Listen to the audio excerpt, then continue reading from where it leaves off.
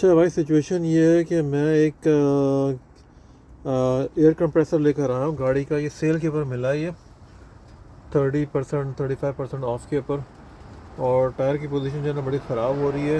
मैं वहाँ पंप पे गया था तो उनका सारा वो पाइप ख़राब था। अब ये मैंने नया ये लिया है कंप्रेसर। तो अब इसको ज़रा टेस्ट करते हैं कि देखें इसकी किस तरीके से। अभी तो फ़िलहाल इसकी लाइट तो कुछ भी नहीं है, मतलब जो प्रेशर है एयर का वो तकरीबन 10 के आसपास है। तो अब देखते हैं इसको क्या चलता है ये। और आवाज़ तो आ रही है भी, और एयर का प्रेशर भी अच्छा है इसका। ओके,